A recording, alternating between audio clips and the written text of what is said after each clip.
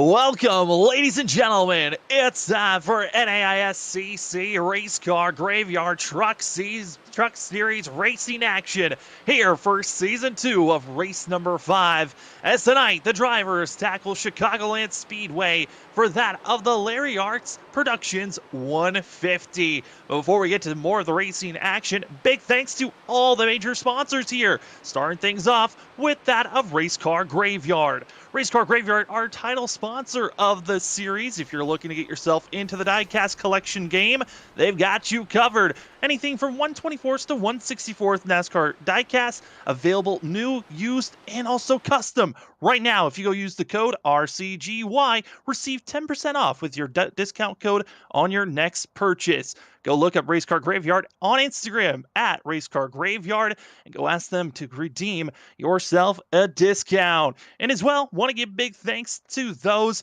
at that of our Rookie of the Year award of Hot Lap Designs. Hot Lap Designs is our qualifying, and it's going to be our Rookie of the Year award. And for Hot Lap Designs, if you're looking to get yourself custom schemes, they've got you covered. Anything from that of schemes for your driver suit, helmet, cars. They got you for dirt, oval, asphalt, road. They can do it. They can get it done. Hot Lap Designs can do it. Thank you to all the major sponsors here tonight. Cannot wait for all the racing action here. As again, we are at Chicagoland for the Larry Art Productions 150 here at Chicagoland Speedway on Freaky Fast Broadcasting. My name is Sam Dyer. With me is Zach Hall. Robert Moyer is going to be running the productions as well. But Zach, after last week's race, a little bit different timed racing at Iowa, we're now going to be seeing ourselves back to mile and a half racing. But what's also been neat to see, 4 different races, 4 very different racetracks, and 4 different winners. This season already starting on a nice starting position as drivers going on to qualifying. Yeah, it's been parity throughout the field. Man, it's been who can get it done that specific night. Last week it was Justin Sipes there at Iowa racing against the clock. Here tonight we're going to be at Chicagoland, like you brought up, Sam. And this track here, it's going to be a tough one for these drivers tonight. One of the more older surfaces on the iRacing service, and also one of the more bumpy. So it'll be a little bit interesting to see how they handle it here. We do have a little bit of cooler conditions out there, so the truck should be handled pretty well. But for what I've looked from in practice, times are so close here in qualifying. We'll see what they can do. Don't expect them to get anywhere close to those times in practice possibly, but we'll see, because that draft is going to be strong also to start these runs off. After his 2 laps is going to be Blake Howell in the 32 topping the board currently, as we see some of the other drivers currently on track getting themselves situated. Zach, big thing. This is going to be our second mile and a half race. The first one was at Atlanta 2 weeks ago, and now we're going to be here at Chicagoland. Very different mile and a half courses on how they react, but just hearing from the drivers, it seems like they are concerned and feel like track position could be very important here, and this is why qualifying, it's got so much impact here tonight, as you're seeing drivers slowing down. That was going to be Talmadge finishing his lap as we go to the 54. This is going to be Christopher Norris coming out of turn number 4.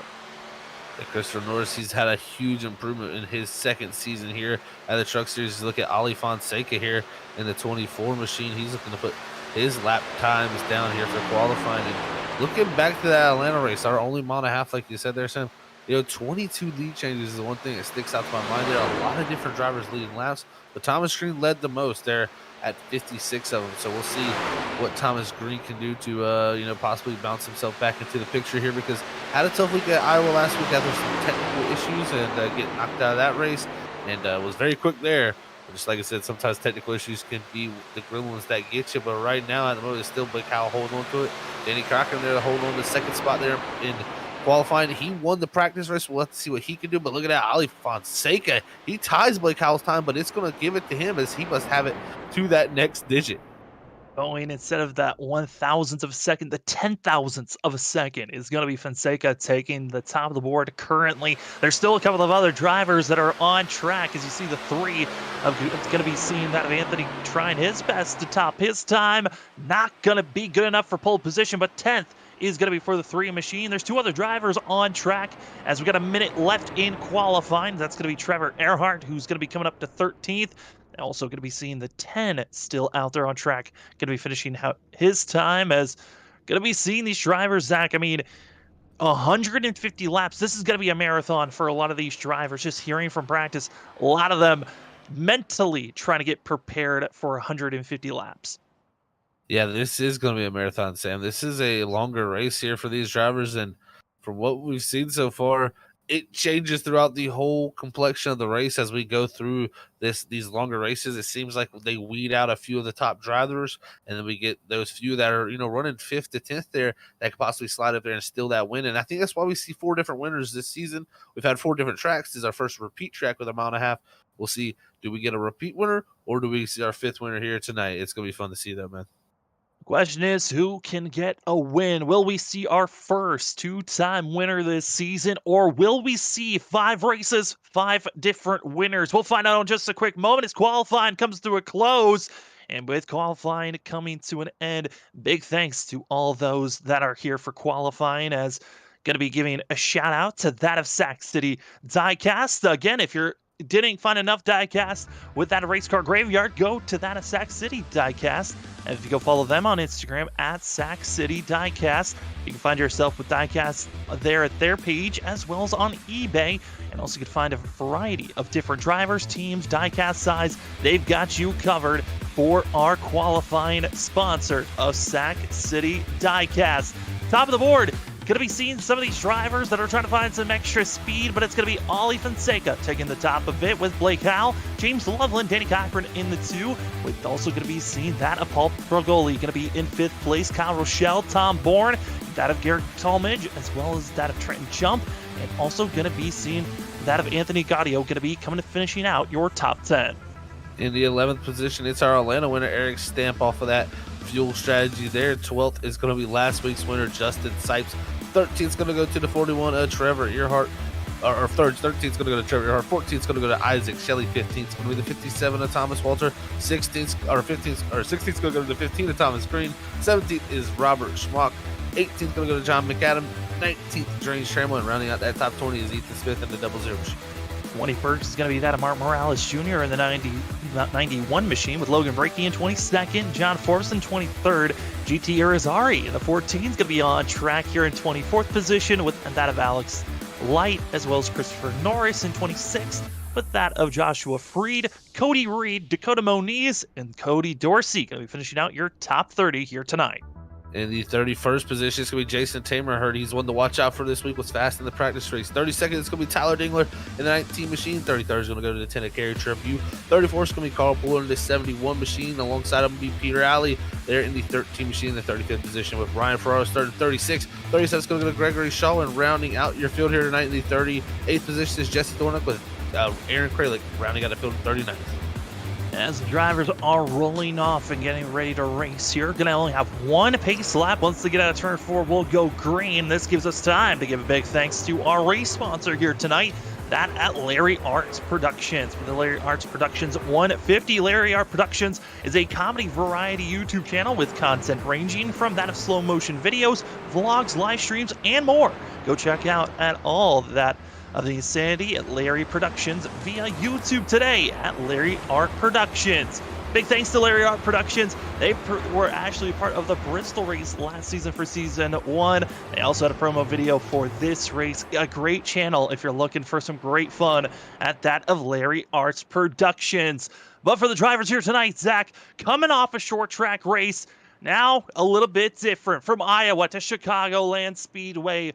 Who's going to find that extra speed? We'll find out as they're going through 3 and 4. It's going to be that of Ollie Fonseca, Blake Howell, also James Loveland, Danny Cochran, Paul Bergoli, going to be your top 5. Ready to get racing here tonight as the pace truck gets ready to duck it down low. We go down deep. It's time for some racing action for the NAISCC Race Car Graveyard Truck Series. We are green for the Larry Art Productions 150, and a great launch for the 24 as they go down into turn number 1. Ollie Fonseca shot out of a candy here to start this race, as now the field going to look to get single filed out from behind, and everybody going to be looking to try to find how to make passes here early, because we talk about track position each and every week. So crucial. Getting it done here in stage 1 is going to be what these drivers need to do if they're starting out mid-pack.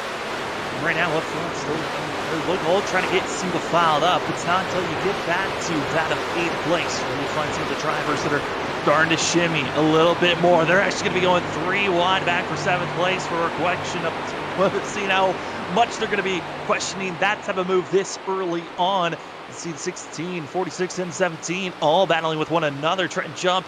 And that of Talmadge going to stay side by side. But Zach, it's going to be that of Ali Fonseca leading the charge in the 24 for now. The 24 out front strong right now, but like I said, battles ensuing from here on back right now. That's Trenton Jump back there still battling for that spot. But one of the big battles I'm watching is Trevor Earhart back here in the 41. He's in a 13th position. He's directly behind last week's winner, Justin Sipes, up top there in the 12th spot. They've got a huge group of drivers here with Isaac Shelley, a huge group of contenders, too, with Thomas Green there, man. A great group of trucks. See how they try to work their way through the field here from these early team positions. Yeah, I mean, last week's winner, that of Sipes, has really been trying to find his own little bit of speed, but it's going to be that of Trevor Earhart getting clogged up on the outside with that. Also, Isaac Shelley. Got to be careful for themselves, but Ali Fonseca gets loose out of turn 4, losing the lead, and going to be stopped at the entry of pit road. Mistakes for the 24 machine. Yeah, that was interesting. He lifted like he was trying to get the pit road, and when he lifted there, it got really, really loose on him. I'm not sure if he had some type of penalty he was trying to cover off, and doesn't have nothing here from our iRacing flag stand. So, man, Ali Fonseca, I don't know what was going on there, but it had to hit pit road. Slow into pit road. Looks like a drive-through penalty for the 24 as he just goes all the way through. And that is a horrible start to this race for the driver that got the pole position. And now he's going to ask for a lot more help as here comes the pack. Going to be driving by the 24s. We watch the battling. That's going to be Eric Stamp forced up high, 3 wide at a turn number 2. Gotta say, for Eric Stamp, our winner from Atlanta, he's hoping he can find a little bit of magic like he did finding the extra fuel in the fuel strategy run at Atlanta. I mean, there's always that chance here, Zach, at Chicagoland for fuel mileage to be the key to win here tonight. Oh, this is a very much a track that you can see fuel mileage play out. 150 laps. It's the same distance as that Atlanta race we ran. So those type of things set up similar to where if we get cautions in the right spots, it'll work out to be like that. But behind Eric Stamp, there's a battle of Bruins still there around Trevor Earhart, Robert Schmock to 60. You also got the 00 Ethan Smith hurt this week. He was very quick. They're trying to work around that upper groove. And from what I'm seeing, that outside groove looks like to be the way to pass as that draft just pulls that outside groove. Along Schmock has a little bit of moment off of 4. It was getting close between him and that 00. Ethan Smith finished 2nd place last week, trying to get a little bit of a better run for the 00, trying to get himself into victory lane like he did last season back at that of Nashville Super Speedway. But the 00 going to be pinch blocked in, finding a wall in front of him. Nowhere really to go as that of Schmock doing a great job with that of Trevor Earhart being side by side as a 60. Dodge down low, trying to do a slide job move. He's got to get up in front of the 41. It will do so. Successfully going to be moving up, but I want to give note, we've got a driver up front, that of Lake Howell, leading some of his first laps of the season. And for this 32 machine, he's looking strong, but Zach, there are still some hungry wolves behind this 32. Yeah, and one of them I'm looking at is the one that's got up to 2nd, and that's Tom Bourne in that 16 machine. He is charging through the field here from that 7th starting spot. He's already made his way up to 2nd, and he's looking very, very feisty right now, closing into that back row for that 32. Howell, yeah, like you said, Sam, performing very well here, leading his first laps of the season and really showing out for his first time. But right now, he's going to have the 16 of Bourne there, not too far, along with Loveland, Cochran, and Bragoli. And then if you look back there, you're going to see our pole setter, Ali Fonseca there. He has fell back into line right here, and he is 1 lap down there in the 38th position around the back end of Trenton Jump. Also want to give note that of Aaron Kralik going to be back on track. Missed the start of the race, going to be 8 laps down at the moment, but the battle for the lead, it's on. As the 16 is going to try to find a little bit of a run on the outside. And Zach, here at Chicagoland, progressive banking, allowing these drivers to make that outside line work. Yeah, from what we're seeing already, it looks like that worked very well for him. Got a good toe down the back straight from the draft. Now dives it to the inside here, heading down to 3 and 4. Preferred line right against that white line, but very, very bumpy and hard to hold it to the inside of someone. But Tom Bourne looks to make it easy here as he goes to the apron. It's a side-by-side ordeal here as we head down to turn one. Again, the 32 fighting strong on that outside, but you're going to have Loveland and Cochran also looking to take whatever scrap they can get from this battle. Cochran's going to be still, that 2 who's 4th place currently. He's always a driver to watch out for at these mile-and-a-half tracks. He's found himself to victory lane multiple times last season at these mile-and-a-half courses. Wouldn't be surprised if a 2 could find a little bit of magic for himself, as James Loveland, usually the short tracks, or we think of Homestead, where the speed is for the 56, but getting some more help, assistance, a little bit of bump drafting on the straightaway, and going to be side by side with the 16 through 1 and 2. Yeah, this, personally, this seems like a track that would fit his style. Very much abrasive on the tires on older surface. This is where Loveland seems to usually come to life. And look at that, Surges right there. He goes straight to the lead with that move. Can he get it done? Yes, he does. Clear that 32 machine. Now behind the 32, he's going to have to look no much farther. That's the 2 of Danny Cochran. He was very quick in his practice race this week. He actually won that thing. So we'll see if that can help carry over to this race. And you also got Brett Goley trying to take a look at Tom Bourne behind. Goley, Rochelle, Gaudio, Trenton Jump, they're all getting in the mix of this lead pack, as well as our driver that's a lap down, pole sitter, that of Fonseca. Again, 1 lap down after spinning on lap number 4 at turn 4. He still is going to need a yellow flag, but luckily there is going to be one on lap 70. That's going to be our stage break for these drivers, and it's going to be the top 10 that get those bonus points. So a lot of these drivers right now recognizing, want to be up front, but Zach, we're only 13 laps in this first stage. How aggressive we're seeing the aggression for sure up front, but the abrasiveness that you were talking about with the tires, how long do these drivers have of just pushing as hard as they can? Well, this is one of those. It's one of those hard games to play where you're on the edge of saying you want track position, so you got to use the tires to get forward there. As we're watching it get another battle there, as Rochelle looks to work his way by Bragoli. It's always that age-old tale of, do you want to use your tires to get the track position, or do you wait for people to start struggling to try to get track position at an easier time later in the run? It is such a tough thing to do. If you're one of these drivers up near the top 5, I think you got to go full out the whole time here to try to have as best track position as you possibly can. Maybe if you're a driver farther back, you may try to work your way slowly up here, so when that stage caution comes around, you can get into position. So you might want to save tires there from that position. But it's always the age-old tale. What do you do as a driver? Do you go full bore, or do you save your stuff?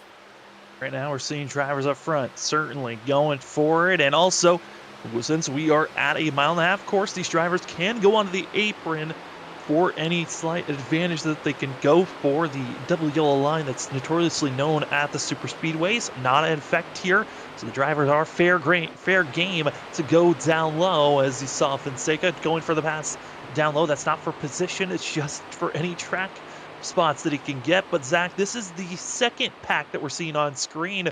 Drivers that are working all that they can, but this is back around that of 13th, 14th place and further on. But they're still racing like it's for the lead. Oh, they are definitely racing as hard as they possibly can here also. And there's some drivers who need good runs right around this position. You look no farther than GT Azari. He needs to get himself some good runs to get himself up in the points there, along with Thomas Walter in the 57 machine. Isaac Shelley, he's shown a lot of pace already this season, especially at the mile and a half there in Atlanta. So kind of surprised to see him back here in 17th and even started 14th. So that 98 is kind of dropped back here, as you're going to see Azari. He makes the pass on Walter there as he continues to march up from his 24th start position up into the top 15. This group of drivers, they're certainly making the charge forward, and some of them are even some of our biggest movers of the night. GT Azari up 9 positions, Cody Reed up 10 positions, and actually starting to lose a little bit of ground. But one of those other drivers, hard contact though, as you saw the wall get smacked, and that is not how you want to be exiting at turn number 2. That is definitely not what you want to have, and any little bit of damage here to that track where you're mostly wide open and having to lift, very late into the run, that is going to really hurt that car for Isaac Shelley. He's going to be struggling here from now. He's going to jump back out of the 47 correct spot. Little bit of a scare is if we're going to see a yellow, it might happen back around 20th position. 20th to 22nd, 23rd. It is a madhouse back here. Drivers going to be that of 2-3 wide. And Zach, this is not where you want to be. And there's some drivers that have needing and have been notoriously known for being aggressive here. We got Gregory Shaw, Logan Brakey, Cody Reed, drivers that are willing to do anything and everything, and they're racing for last place. Yeah, this is pretty far back here in the group. These drivers all try to get what they can. You got James Trammell right there in the 8 machine. You got the 5 of Dakota Beniz. Also got Martin Morales Jr. there in the 91. And this is so stacked up. The rest of our field very much spread out. Even our leaders starting to spread out. But this group here not getting away from each other. They're having a great old race back here. Unfortunately, like you said, it's for around the 30th position for a lot of these guys. So right now, yeah, they're having a great race, but they need to get themselves farther up if they want to be getting those points, those valuable points that'll help them get to that playoff later in the season. The drivers that are leading this little bit of a group that's going on, going to be that of Cody Reed, as well as going to be a couple of other drivers that have had some scares and slip-ups, but watch out in the middle. Tribute, got to be careful of not losing too much ground. Like I said, if we're going to see a yellow, this is going to be the group, because this league is into the wall. It's going to be seeing that of light, the losing ground, faltering. In those little moments, in a blink of an eye, drivers got to be careful. There's no fast repair, so any damage that these drivers get, they're stuck with. They're going to have to come to pit road and get that damage repair based off of time. That's if they want to spend that time to get the repairs done. Yeah, hey, madhouse back here, man. You got Carl pulling the 71 there. I mean, it has been all over the place. You got the 9 of Dorsey there. It's just everybody trying to find any little bit of ground they can. The 13 up ahead is up in the wall, Peter Alley, and that's going to stack up this whole group here. You're going to see it here happening right in front of Carl Pooler, and that is going to stack up all of this. Luckily, nobody getting involved any more than that is Peter Alley there. That 13, you can see he's dropped all the way back. He lost about 8 positions in one corner. Yeah, now this is for last place practically. This is the group. Again, the 30th back to 37th are all in this pack.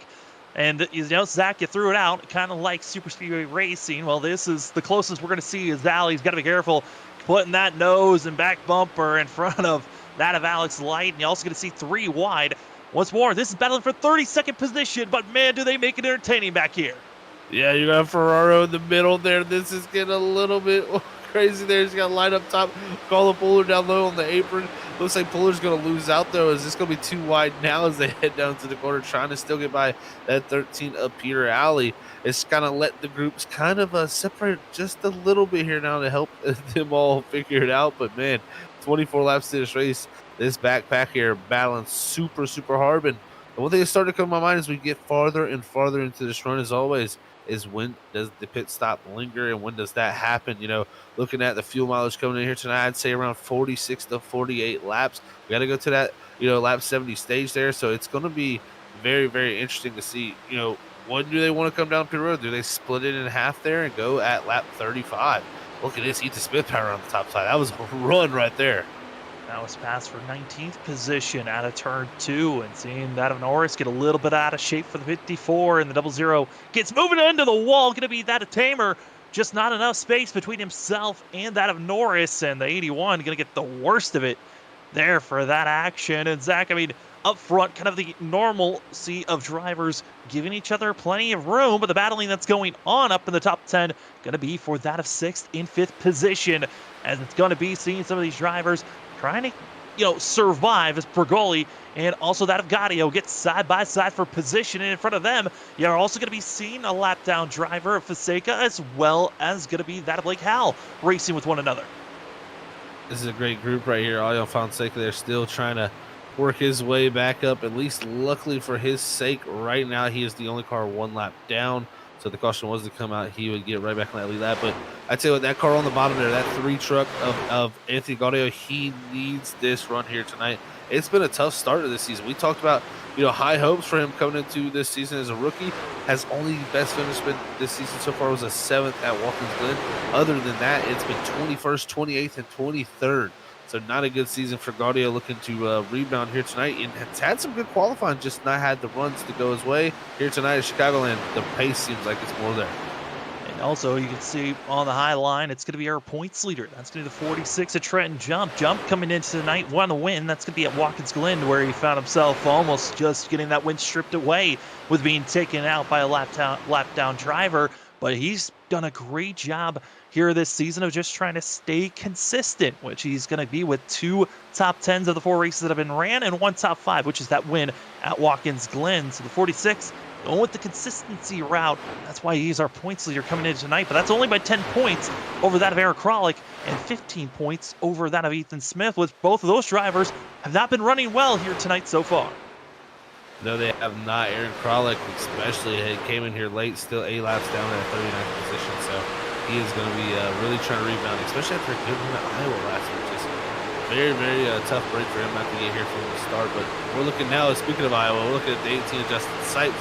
This was our winner from Iowa last week. He's had a pretty good start to this race. He's made it up a couple positions from that 12th spot up to 9th, but he's definitely got some hungry drivers behind him. Also, Jared Talmadge making his return to the league here. The 17 machine correctly. Yeah, Talmadge as well as Thomas Green, 2 drivers that were allies and then were enemies. And I believe Aaron reports they might be back to becoming allies. See the 15 ducking it down low, going to be trying to make the pass over the 17 into the wall, though. It's going to be our Iowa winner, going to be forcing it 3 wide. Be careful, side stays high. And luckily, no one else involved, but certainly not the way you wanted to get out of that corner for the 18, losing the momentum. Ground going to be going up from that of 9th position all the way back to 15th. A lot of lost ground for the 18, but luckily the race isn't over again. Stage break at lap 70. Get that damage repair as we move back up to that battling what we're watching. And Fonseca a lap down again for the 24, but he is certainly still in the mix with some of our front runners currently right now. Yeah, he's still right in the mix of this, and the driver I looked, that's actually 2 trucks behind him there, behind the 17 of Jared Talmadge. That's the 41 of GT Irizarry. His drive through the field has been very impressive so far. 24th up to 11th here, just looking on the outside of the top 10. This 41 may be one to watch out for once we get that stage caution. If he can just march his way a little bit farther up the field, maybe even get close enough to that top 5 area, because right now he's only about 2 seconds from Blake out.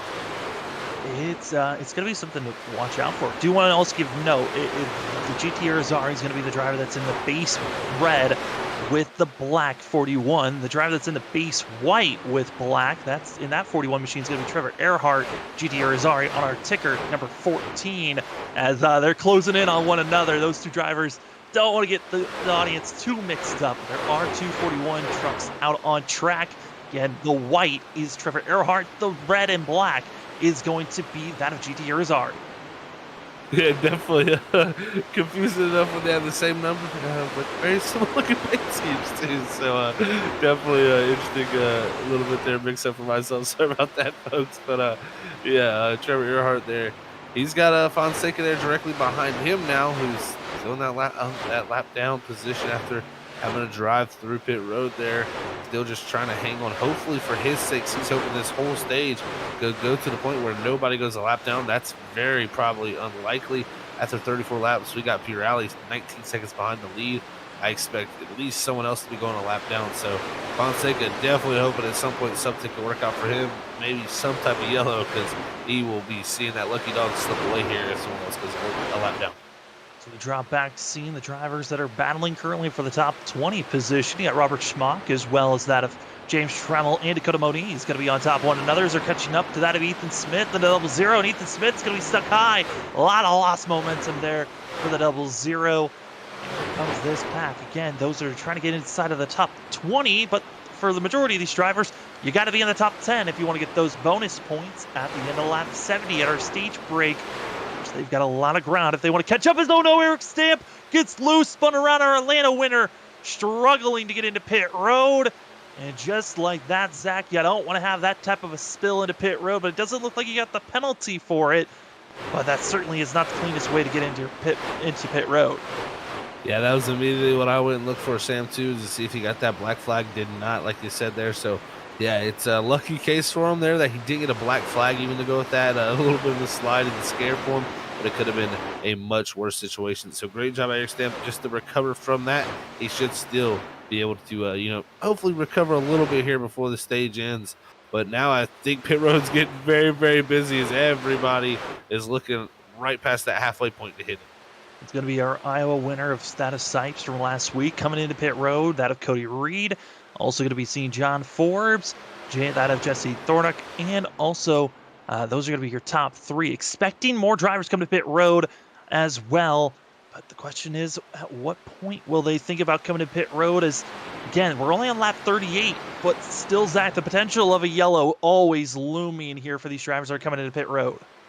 Oh, no doubt. It is looming at any corner. If you mistime this just by a few laps, it could make or break your race. Going a lap down here early, it's going to be tough to get that lap back, especially when it happens during these pit sequence where a few drivers have pit. It puts a lot of drivers a lap down, and it makes it even tougher on this group here. But I tell you what, looking out front, James Loveland at the moment, he is flying, man. I tell you, out a 1.4 second lead back to Kyle Rochelle, who's overtaken that spot there on that late Apex team over his teammate Danny Cochran there for that second spot, who's slid back to third. But I tell you, Loveland so far, he has put a hurting on these guys. Oh, it's really not even fair watching these times that are being put down by Loveland. But there is a driver that's running pretty similar lap times. That's going to be Thomas Green, but he's back in 8th place. That is still, I mean, yes, the times are close, but that's, when you're finding yourselves being in 8th place while the leader's in 1st, over 6 seconds is the difference between those two. You're really even having the same lap times. It's just a cool note to have. Still a lot of work for Thomas Green if he wants to be battling for the lead spot, but it was qualifying that really hurt Thomas Green. Qualified back in 16th as he's running in 8th currently. Yeah, he's putting in a really, really good time. So we'll see what can happen. If he can at least work his way up into a decent spot here when we restart this race at stage that end of the stage, he should be in a much better spot. As you look at Talmadge really trying to hold off GT Irizarry, who both of these two running pretty quick times compared to our leaders. We got more and more guys hitting pit road. It's Trenton Jump here hitting pit road, also in that 46 machine. We saw on screen watching the battling between the 17 of Talmadge and GT Irizarry. Irizarry, our biggest mover of the night. It's getting built even more because of it being a pit cycle going on of 16 positions. With more drivers into pit road, Trenton Jump, as well as Christopher Norris, Tabor, that of Tyler Dangler, Ryan Ferraro, practically everyone from 23rd on back, all have come into pit road, except for that of Ollie Fonseca as well as Eric Kralik. Those are the two drivers, again, who had issues before this pit cycle started. See how well they want to do is Tom Bourne into pit road as we continue to watch the battling side by side for 7th place. Yeah, these two flip-flopped. It was Irizarry up top, or on the bottom with the 17 at Talmadge up top. Now the 14 at Irizarry there makes the pass around the top side there on the 17 of Jared Talmadge. Good job at GT up to 7th now from that 24 starting spot. And man, he could continue that type of run here. We could see him trying to break up into the top 3, maybe the top 5, as it's been pretty strong between our top 3. As one of them has hit pit road. It's Danny Cochran, first driver of our top 3 here to head down to pit road to get service done.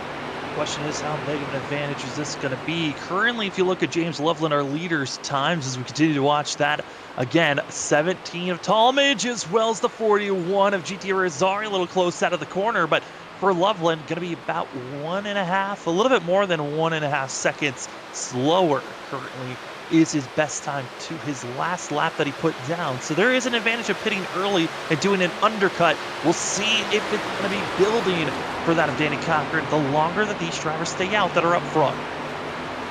Look at this battle continue to go on between these two. They just cannot get separated as everything is, they're kind of just holding each other up right now before this pit sequence. But hey, you gotta love the battles out there, especially for us here and all these fans out at home. But man, these two battling hard. It's letting Thomas Green, who was right ahead of him, get away. Anthony Gatto up in 4th. He's driving away also with Blake Howell. Right now, Kyle Rochelle and James Loveland still yet to pit lap 45 here. This is getting to the point, Sam, where I'm kind of wondering what they're going to do here. They're going to have to pit soon because of fuel. This is a long way, not that long way out of till that stage caution. Will they be able to get back with how much time they lost? This is going to be close for that group. Is old man Talmadge and Irizarry again, almost beating doors on the back straightaway. It's that exit of turn 2 that's been their weakness for both of those drivers, where they've almost made contact. Here comes now Danny Cochran, who's going to be trying to split the middle potentially here out of the corner. Will try to force it. There they go, and also going to be on the outside, going that of 4 wide. Tom Bourne, Danny Cochran, fresher tires, able to try to force the issue. 3 wide into turn number 1. Luckily, Talmadge backs out as Cochran and Tom Bourne continue to race on. Here comes Eric Stamp on those much older but fresher tires. Going to be able to make the run on the outside. More drivers into pit road. It's going to be seen that of Gaudio as well as that of Shaw. Loveland into pit road as well as going to be seen that of Blake Howell, all coming in, leaving us with just that of our front six as here comes Thomas Green into pit road. Thomas Green coming up here a little sideways for him on the late exit, but great job getting it woed up here. No mistakes on pit road, and he should come out decently. But these guys going to have a lot of time to make up that just pit here that stretched it out. Not much time to do it either. We'll see what strategy works better, splitting this down the middle or taking the fuel tank to the as long as you can go and having the fresher tires at the end. We'll see who wins out in this ordeal. It's going to be interesting to see, though. I mean, right now we're watching these drivers just trying to pick and choose when they want to come into pit road as more come in. Right now, top five still need to come into pit road is Talmadge as well as Irizarry, Thomas, Walter, all coming as a group. It's going to be James Tremmel that stays out. Waiting to see if Logan Breakey's going to be coming in this time by. He'll stay out for another lap, so it's only two more drivers still out on track. It's going to be this 8 machine of Tremmel as well as that of Logan Breakey that need to still come into pit road. The rest of the field has made their pit stop. And Zach, gotta say, this is when it gets to crunch time because now these front two, they're staying out until they run out of fuel. They're banking on that yellow. I was thinking about 48 laps is what you could do, and I think James Trammell here kind of confirming to me is directly ahead of him is Fonseca and Thomas Green. Both of those drivers there. I don't even know what happened there. I think Thomas Green maybe had a penalty there, exit pit road, where he had to come back down, but it all just got crazy there. Tremmel into pit road, breaking to pit road. I believe Fonseca still had to come into pit road for himself. Could have been a miscommunication between those drivers, but huge for Thomas Green, who was looking quick and now finds himself in pit road with heavy damage, and that is an absolute travesty to see. Has the meatball required damage for Thomas Green? That could be a really one of those things where luckily we got the stage break coming up, but this is putting a huge setback on the 15. And it definitely has him. He's put it behind the wall there now. And man, Thomas Green, again, his luck continues to be bad after having great speed early in races. He's going to take it behind the wall. And, you know, looking at his pit road entry, I didn't see him speeding really anywhere. I mean, it had to be very light speeding for him to get that penalty or something to bring him back down. I didn't see no mistakes on the exit of pit road, crossing the line. So very interesting to see him come back down. But Fonseca, he also had issues coming back down for him. So, man, tough ordeal there as I believe Fonseca was just hitting pit road to get his service done, but he's got major damage too. Yeah, Fonseca now just going to be out there hoping the engine doesn't blow. As currently on screen, it's your leader with the undercut pitting sooner than everyone else. Goes up to the top 5. Trend jump. Going to be having over that of a 1.1 second advantage over Danny Cochran. Tom Bourne's going to be third, but it's Loveland who was dominating the majority of this race. He's back in fourth here, Zach. 2 seconds down, but with that of 20 laps to go, coming to 19 when we cross the line. Yeah, he did a great job, whatever he did, to get in and out of his pit box because Cochran pitted much before him, and he is just amazingly not that far behind. I mean, right here, he's already closed the gap there to Tom Bourne, and that pink car up there ahead of him, that's Danny Cochran there. So, you know, that pink and blue there, or I guess you could say purple, so all types of colors for him is right there up ahead, and that's only the second position. Trenton Jump only a second up the road. I think no doubt Loveland here going to be running these guys down about 0.4 of a second quicker than our leader. Neon Machine 2 going to be with all the colors and blends, going to be hoping to keep himself up to the top 3 as he's behind 2 drivers that have fresher tires on the move. Tom Bourne, James Loveland, currently going to be that of 3rd and 4th. Loveland's hoping for his best as the laps continue to tick away, just like that, the 56 out of turn 2 clears, now up to 3rd. 2 more drivers to get by before he can say he's back into the lead position. But like you noted on there, Zach, is there enough laps for him to get back up front, as the gap right now is going to be less than a second for Loveland. He's already closed in by 1.2 seconds in just 3 laps. Yeah, he is really loving what he's seeing right now. He's about 6 to 7 tenths quicker than our leader, and it's going to be really about the next lap. Once he gets to him, he'll be able to get this past nothing on Cochran, I imagine, pretty easily here. I'd imagine down into 3 as he's going to be already looking to the inside down the back straightaway here for that second spot. And I was very worried how late they waited. They waited about 5 laps longer than Trenton Jump. They waited 3 laps longer than Danny Cochran. But I tell you what, that time they waited turned out to be the right play here as the 56 of Loveland is driven by Cochran. Now only Trenton Jump ahead, who really did a great job. I got to say, Trenton Jump, he was much farther behind this whole group of drivers, and he really jumped up ahead of them by hitting pit road there about 5 laps earlier. Yeah, 5 laps sooner than that of Loveland, and able to get a big enough gap to hold off for that of about 9 laps, almost 10 laps, as the 56 takes the lead just in a blink of an eye. And honestly, kudos to Trenton Jump for trying something different, and it almost worked out. Going to be just finding himself that of 15 laps shy for making it work to try to say that he won the stage break. But as these drivers are battling along, and here comes the 2 going to be going for that second place pass, there's a couple of drivers that are still lingering and battling. Again, only the top 10 get those bonus points. And right now, it's going to be Garrett Talmadge that's leading in 10th place currently. It's Bergoli, Irizarry, Schmock. They're all doing their best to try to run down this 17 machine. Yeah, they're all trying to do their best job right now to get up to Talmadge.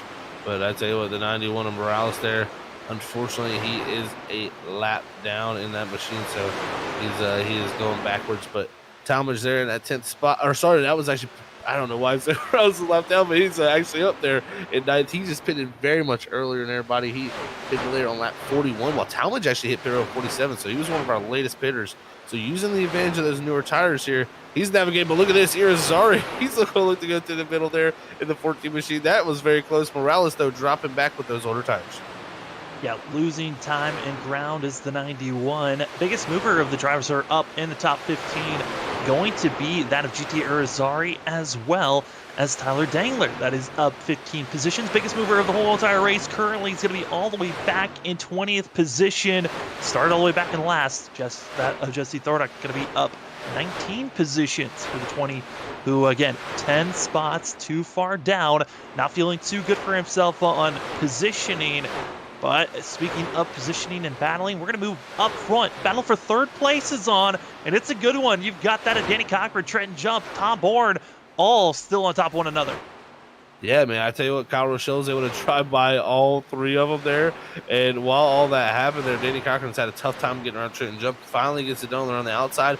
Here comes Tom Bourne also along with him. That's going to solidify them up to 3rd and 4th, pushing Trenton Jump. Our points that are back to 5th, who did, like I said, a great job there. He pitted 2 laps earlier than these 2 right here ahead of him, and it's worked out very well for Trenton Jump to hit pit road earlier than what the group ahead of him. 11 laps to go here in stage number 1, and the battle for 10th still brewing. As you go back there, it's going to be the 7. Still a Paul Bergoli and GT Irizarry side by side, but in front of them, a little bit of lap traffic. Going to be something to watch out for as Bergoli gets shoved up. He's going to be used as a pick, and there's the 81, but watch out behind. Here comes that of Thomas Walter and others that are making the pressure as the 15, Thomas Green, he's back in the server. He might have had some major damage, but he is still on track, 9 laps down. Yeah, Thomas Green pulled it behind the wall, didn't decide it best yet, come back out here and get it done. He had to get some required repairs done, and it looks like they've got the truck fixed up. Now trying to go forward, but yeah, you can see the straight line speed there, not for him. He'll have the corner performance with the tires there, so he'll be able to drive through the corner there and pull away, but you'll see as soon as we get on the straightaway, all of that performance in that truck is not there, and the 7 of Bergoli going to close right up to the back bumper. Bergoli trying his best to stay up there and battling for the 10th place spot with GT Irizarry, but it's kind of lost a little bit of touch.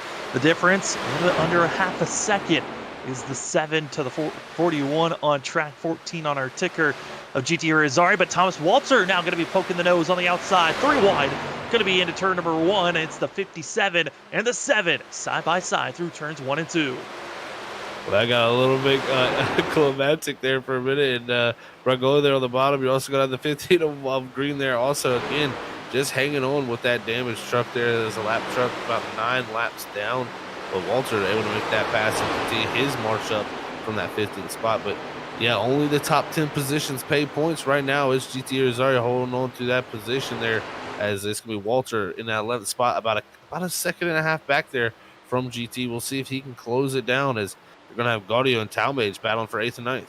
Watch out, Talmadge gets a little tight through the exit of the corner in the 3. A little bit of a brush, but holds on with momentum, which is going to give GT Irizarry now pressure onto Talmadge, and right back to where they were before. Can't get away is GT Irizarry and Talmadge, and now Gaudio's going to be trying his best on the outside and able to hold on for now. They're going to force it 3 wide for a moment down the front stretch, but it's the 41, technically the 14. GT Irizarry moving high, trying to get the run at turn 2. Man, GT Irizarry looks like he might get a 2-for-1 deal there as he made the pass on the 17 and the 3. As Talmadge, he tried his best to come back at him, could not get it done. The 14 of GT Irizarry up another 2 spots there, push him up to that 8th position. And the more that they battle, the closer Thomas Walter has to try to take that 1 bonus point for 10th place. Again, once we get to the end of lap 70, top 10 get the bonus points. First place, the winner of the stage, gets 10 bonus points. Then 9 bonus points goes to second, and it just trickles down by 1 until you get to 10th place, where there's 1 and final bonus point. Everyone from 11th on back will get 0 at the end of lap 70, as we are now inside of the realm. If a yellow comes out before we get our stage break at that of lap 71, the start of lap 71, we will see the stage counting and ending at the time of yellow. Right now, James Loveland looking good. You look at the rest of the field, everyone's spaced out just clean enough that there shouldn't be any change for the top 10. But Thomas Walter is going to be the driver. If he can catch up, he'll be the one that could change that 10th place position. And we'll see what he can do. He pitted there on lap 47, so he does have very, very fresh tires there. And we'll see if he can close it down. It was a little bit slower than Gaudio the last time by, who has hold of that position there in 10th. So we'll see if Walter can get it done here in the closing laps, but I don't believe so. I think the position that we're going to have to watch out for is that 7th spot there. You see Eric Stamp there crossing the line on the apron. It's that 14 of GT Irizarry who's really closing him down. Eric Stamp, super aggressive with his strategy. GT Irizarry, completely opposite. Lap 47 for this 14 machine. It was lap 35 for the 53. He literally broke it right down the middle there of that stage caution. That's coming at lap 70. It worked out for Stamp, though. Look at him right here. He could very well be coming out here with stage points, it looks like. I mean, the big thing for Eric Stamp is the fact that on the entry of pit road, he was sliding and had an issue when trying to get into pit lane. So he lost so much ground because of that emergency pit stop, and because of having such an early stop, he was able to get that extra speed and a big enough gap to hold off for now as GT Irizarry on the back bumper of the 53. 3 laps to go as Loveland comes across the line here shortly. He's going to be forcing 2 laps to go. Eric Stamp, very defensive line, goes right down to block the 41, but he could just tell the grip's not there. The exit of the corner, GT Irizarry back on the loud pedal sooner, faster, and side by side across the line. Yeah, let's see how easy he can make this. Look, here's they're now dead even heading down the 1. He's going to lift first, actually, with Eric Stamp driving in a little bit deeper on that outside group, trying to keep it on the door. And this is where it gets tough. Even though it's about a 10-lap difference on tires, it doesn't matter. Right on the door, down the back straightaway, Eric Stamp holds position here with these older sets of tires. Also, the more they battle side by side, the more that Talmadge can get into the mix here and kind of spice things up. As we're on lap 70, white flag for the stage break. Again, top 10 drivers get those bonus points. Right now it's Loveland, that of Kyle Rochelle, Cochran, Tom Bourne, Trenton Jump, Howell, Irizarry, Stamp, Talmadge, and that of Gaudio going to be your top 10 currently. As you're watching the 56 coming out of turn number 4, confident, and just has found that extra speed here tonight across the line. Stage 1 comes to a close. Those 10 bonus points goes to James Loveland. The rest of the field's going to be James Loveland getting those 10 bonus points with Kyle Rochelle, Kenny Cochran, Tom Bourne, that of Trenton Jump, Blake Howell, GT Irizarry, Eric Stamp, that of Garrett Talmadge, and as well Anthony Gaudio going to be your top 10 getting your bonus points here at Chicagoland. What a great stage, dominant performance from James Loveland, and man, we love to see that from the 56 machine. We'll see what type of service they can get done here soon. That's going to be a big thing to watch out for, and we'll give you the updates on how pit stops when, as we're going to step aside here tonight. It's the NAISCC Race Car Graveyard Truck Series, race number 5 of Season 2 for the Larry Art Productions 150. We'll be back in just a few here on Freaky Fast Broadcasting.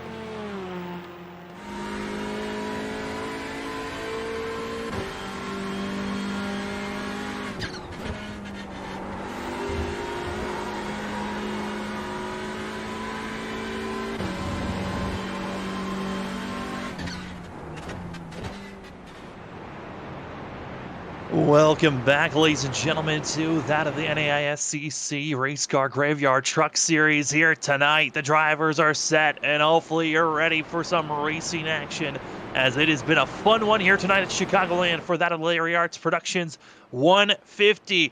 If you've got yourself a butt kicker, well, you better crank it up, because we're getting excited for some racing action. It's your butt kicker, crank it up here on this restart. We are green.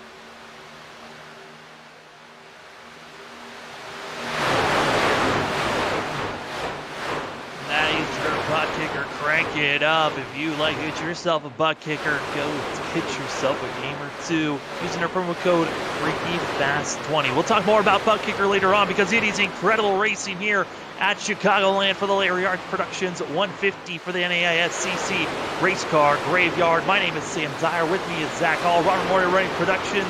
And Zach, already a lot of big passes are going on. Leader currently is Danny Cochran, but these drivers, they're side by side all the way through this pack.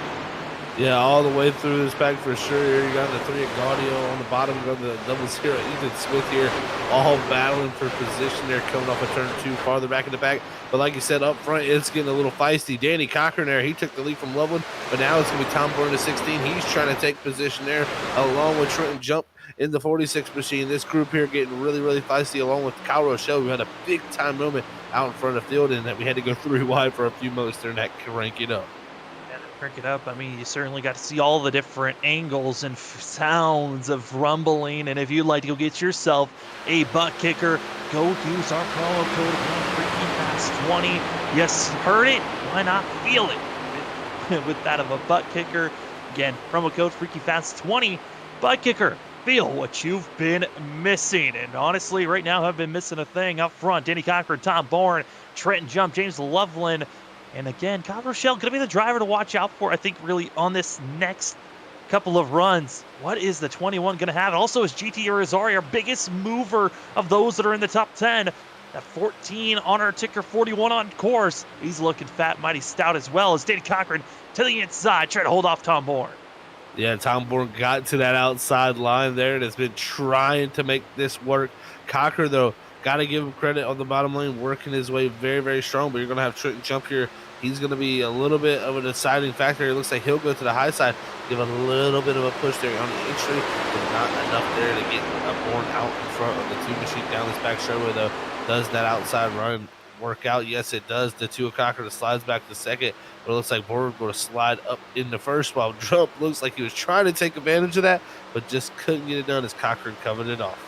But the big thing, watch out for lap 88. That is going to be the lap I'm really expecting James Loveland to kick it into high gear. Everyone up front in our top three, they're making some big moves. Yes, they're up front. They're beating the 56 currently.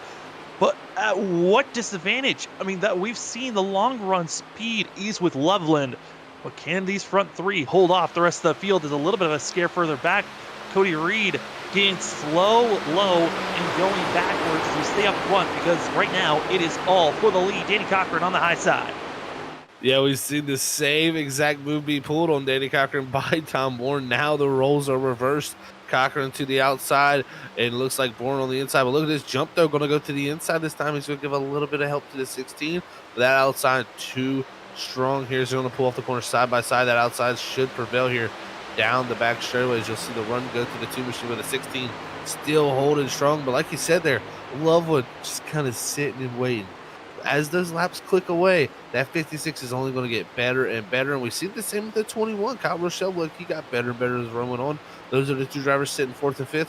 So watch out for those two as these top 3, they dice it up. You also got Irizarry now trying to get his way up into the top 5. It's been a day of drivers driving through the field. They've been certainly trying to find their mark, and our leader is soon to be catching up to the 24, that of Ali Fonseca, who unfortunately he got the pole, but then found himself getting loose on lap 4, then caught up in a wreck with that of Thomas Green. 24 stays high out of the way, and our front leaders get single filed up, giving a little bit of a reset. And that honestly is going to be helping that of the 21, Kyle Rochelle, the most. He's now going to be in line, having a better shot. But for the lead, Trent Jump, Danny Cochran, they're back at it once again. They were able to get by Tom Bourne there and clear the both of them. And now it's those two as we hop on board. You can see the 2 machines directly ahead here as we hop on board with our points leader. He's got a good run down the back straight. It looks like he's going to dive it to the inside. It's a little bit of a late move there. Cochran, though, going to cover it off there on the entry, about a half cover, and it's going to hold on the first there. Is now we're even going to have Loveland behind this group trying to get back up the 3rd as we continue on the run. It shows that 56 is the truck to watch. Is the Trent Jump, though. I think he's figured somehow as this race has been on, because he's gotten better and better as the laps have clicked away. Another thing to watch out for here, Zach, could be the weather. Yes, it's been mostly cloudy, but there's been a lot of wind. It's been blowing this cloud cover away from the track. Then it gets really hot, then it cools off a lot. The track temp has been evolving only a couple of degrees as we're down to 89 track temp on the far right of our top ticker. But that's going to be something for these drivers to continuously be thinking about, of when the sun's out, how hot is it getting, and then when the shade comes back, is it cooling off more or staying stable? These drivers continue to race on. Again, no more stage breaks from here on out. We've already finished them off. A big thanks to that of North Star Designs, who was our stage break sponsor. If you're looking to get yourself graphic designs, logos, websites, and more, you can find yourself samples at that of North Star Designs, or on Instagram or on Twitter with that of the @TWNORSE. Look them up again on that of Instagram, Twitter, and Twitch. Whatever you need, they can help you out to stand out. Look to the stars, North Star Designs. Now look at this here. This is the battle for 3rd place, still brewing. Loveland was trying his best to get around Tom Bourne. Tom Bourne has not allowed him to do it yet. And this, I think, right here could be a factor for James Loveland of how well his truck's going to be after this run. It looks like he'll finally maybe get clear here. Yes, he does off of 4, and he's got up the 3rd now. Loveland, we'll see how well those tires have came in for him now as we're past that point where we normally see his truck really start to soar. The question is, though, we had that caution there at lap 74 of the stage. So going back green around lap 75, we're looking at about a 75 lap race down to the end of this thing. And with that being played out like that, I'm thinking these guys are most likely going to hit pit road around 40 to go, maybe even 35 to go. And we are only yellow of the night has been the stage break, which is always going to be thrown out, and something to think about. And if we think about if this race stays green, could come down to strategy. And the driver that won the last mile and a half strategy race was that of Eric Stamp back in 9th position. Might not have been the fastest truck that night, but certainly found a little bit of extra speed. As up from Danny Cochran, Trenton Jump, James Loveland, Tom Bourne, Kyle Rochelle going to be your top 5. Zach, you watched the practice race. You talked about Danny Cochran was the driver that found himself in victory lane for the practice race for these drivers preparing for this Larry Arts Productions 150. Who were some of the other drivers to watch out for, and is this looking pretty similar to what that practice race was like? Actually, pretty different, personally, from what we've seen. I mean, other than the way they're driving, it's looking the same. But we had, like I said, Danny Cochran there win that practice race. But it was really drivers like Jason Tamer in the 81, who's one lap down back in 31st. He was very strong. The 00, Ethan Smith, who's back in 19th, struggling. Really hasn't went forward from his 20th starter's post position. He was very strong. So really guys that had great runs in that practice race that were actually competing with Danny Cochran, the winner, not having the same thing translate to this race as where Danny Cochran has kind of translated that over into this race. And it's shown some of those guys who didn't show up to that practice race had a little bit of something left in the bag. As Trent Jump here all over the back deck lid of that 2 machine, but not too far behind. Look at it. There he is again, the 56 of Loveland. I think he's the one to watch out for tonight we've seen so far. If he doesn't get this win here tonight, it's going to be a shame for James Loveland. His speed, undeniable at this point, as we got a battle between Eric Stamp and Thomas Waltz back here for 8th place, and these drivers need to clear up this pass immediately because they're losing our front 7 that are just pulling away and feeling comfortable and confident for themselves. As Eric Stamp again and Thomas Walter trying any type of strategies that they can. But also, I was trying to do that calculation. When we're going to see Loveland really get into that high gear. I forgot about the fact that those, laps that we usually talk about, there are a couple of pace laps that we don't account sometimes in our ticker when we look at those stats of how long they've been out on a stint. That's a thing for Loveland that I kind of mistracked on. He's now starting to get into that mixed range where he was finding that extra speed. That's why we're starting to see our front runners close in a little bit more. We're starting to see that speed build up as Thomas Walter, Eric Stamp, they've lost ground. Our front 5, front 6, front technically 7, they're gone. And it's James Loveland trying to make the pass on the inside for 2nd place. Yeah, Loveland, he's been getting them one by one as he's giving them up. He's getting them back one at a time. Here he goes now for 2nd place. This Trent Jump right here, making his life tough, though. He's going to put that truck right on the door of that 56 and not allow him to turn off that corner like he would like to carry that speed. Loveland backs out right there, though, looks to try to refocus this thing. And that's one thing you got to give James Loveland credit for. And that's one thing I've seen over multiple times for commentating races he's in. A very patient driver will wait for that perfect opportunity to pounce and won't take a chance that he knows is not going to end up in a good opportunity. And as these drivers are trying to figure out where they want to place themselves, Tom Bourne going to go all the way up to that 3rd lane, a little bit of a brush into the wall, and that's been something that's I've been trying to keep an eye on, is the fact that the exit of the corners, drivers have kind of let those trucks drift out and trying to maximize the amount of grip and just throttle time. They're getting into those a little bit of marbles, and that outside wall has been sneaking up on a lot of these drivers lately, but for now, it doesn't look like it's hurting too much on the damage-wise, but the more and more you hit the wall, the more you're going to be seeing it translate into hurting you on that straightaway speed. Oh, no doubt. This truck does not like damage, especially at a very fast speedway like the Chicagoland Speedway is. And I tell you what, turn 4, it's always been that place that's so tough to make passes and so tough to stay out of the wall. So not surprised to see Tom Bourne there just grazing his right there behind him. You got Kyle Rochelle and also the 14 of GT Irizarry, who's our biggest mover of the day, battling there. And it looks like Irizarry up to 5th now. He's going to get by Rochelle, who was a top 2 truck there on the long run in that first stage. We'll see what plays out here, but Kyle Rochelle losing a spot. Yeah, Kyle Rochelle going to lose a spot, going to go falter back to 6th place where he qualified. GT Irizarry, biggest mover of those that are in the top 10, up 19 positions from where he qualified, back to that at 24th. Biggest mover of the night, though, goes to Jesse Thordick. Again, a driver who did not put down in time, but has done a great job carving his way through the field. Now up to 16th position, up 23 spots from where he qualified, is this 20 machine, who, this is kind of his usual thing, Zach, of maybe not qualifying, but knowing that he's going to have the speed to get probably the biggest mover of the night. Yeah, Jesse is always pulling that off, it seems like. Never really qualifying or putting the times down to allow him to start farther up front, but he works his way into the race and, never really even gets any practice laps. Jesse usually just hops in and the race is his practice. So really this first half of the race for him is the learning process. And now he's worked his way up into this top 16, trying to get up to that top 15, about a second and a half back from Tyler Dingler. So a good ways back. But man, he is right there on the edge of it and, learning as the race goes on. You never know, a few guys drop out in front of him. He could be looking maybe at a top 10 day. Only it's going to take 5 more trucks that have issues or some type of problem for him to break into that top 10. And he's trying to get his first top 10 if possible for himself, and some other drivers are trying to look for their first top 10 of the season. That of Christopher Norris, who's in 14th place. He's shown some good speed, up 12 spots from where he qualified. Certainly drivers are doing the best that they can to just run well to get up front. And speaking of up front, they're still pounding on top of the back of the 2's bumper. Danny Cochran doing the best that he can. Hold off that Trenton jump. James Loveland. Loveland has not pounced yet. He's been stuck in third. And Zach, the battle for the lead, it's kind of stalled out. They've kind of plateaued, but showing that we might see here in the next 5 to 10 laps a little bit of a change, because fuel is going to be something to watch out for, and pit stops lingering here.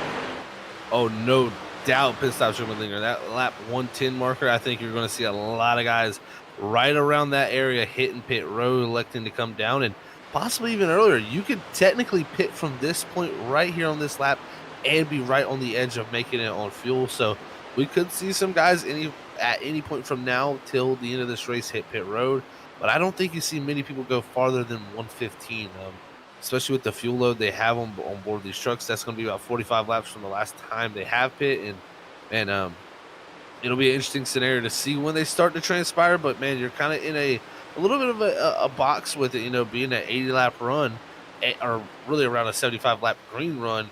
And these trucks really only going about 47 laps, so there's really not much they can do there, but there'll be a few laps to spare between the differences of these pit stops. And it's always interesting to see the differences on tires, because we've seen what James Lovell did before with 5 laps difference and just only 3 laps to a couple other trucks. We'll see who plays the right strategy, because I think that's what's going to determine this winner, because we've only got 1.1 seconds separating our top 6. When you look at some of these drivers and runs that they're trying to go for, GT Rosari, a driver that's trying to go for that of a top 5 finish to start out for his beginnings of his own season. Didn't show up for the first couple of races, but gotta say, for Rosari, certainly gonna be someone to watch out for with that speed here tonight. As well, Blake Howell in the 32 gonna be in 7th place, losing the draft of this lead pack, but still in a position of a little bit of a strategy call for the pit stop. Could put the 32 in a position to get his first top 5 finish, and for the lead as we move up to that battle for that of Danny Cochran and Trenton Jump, still on top one another, and Trenton is now at the quarter panel, but once again just staying side by side, burning off that rubber, and it's allowing Loveland to just linger and waiting to pounce as the 56. But I mean, he's still in the mindset where he doesn't have to try to make any big moves. Yeah, that's the big question. As you can see there, Aaron Kralik in the 01. Oh man, this is going to have a somewhat of an effect. I believe he just came out of pit road, so you're going to see him on the new tires there start to take off. But yeah, they call him at an awkward spot. Is now Jump going to drop back to the apron again to try to make this move to the inside. Cochran, let him have it. You're going to let that car to the bottom have that lane. It's the preferred groove to be up high, trying to hold that car down below. You just got to do a good job up there and not overdrive that truck. You overdrive that truck, or you don't get enough speed on entry and let that driver clear you, you're in for big time trouble. But right now, Jump trying everything in his power to get it done, but he can't be too risky. He's got Loveland there working behind, along with Bourne and Irizarry. Lap traffic going to be more of a factor to watch out for as more drivers come into pit road to take service for themselves. It's going to be a big thing to watch out for. Again, we're coming up to that window we were talking about around lap 110 to 120 is when we're going to be seeing drivers really going to have to come into pit road. I think the longest they can go is around 121. That is the lap that the drivers can stretch it out to, which gives them plenty of time. If you stretch it out that far, and everyone else is kind of thinking a very similar strategy, that's not a bad call to stretch it out as long as possible, just to make sure that you've got the best tires for yourselves. The drivers came in with 4 sets in pit road to work with. Already have used 2. They've got 2 to work with here to finish out these laps as the laps continue to tick off here for these drivers. 41 laps to go, 40 when they cross the line. And Zach, it's the 2 of Danny Cochran leading the way. Yeah, Danny Cochran out front. Who's going to first, though, to flinch to hit pit road? I think what you said, Sam, taking the tires as far as possible here and the fuel is going to be the way to go. We've seen it work out for Loveland, but right now I think the first taker on pit road, I believe that's Blake Howell in the 32 from that 7th position. He's going to jump down the pit road.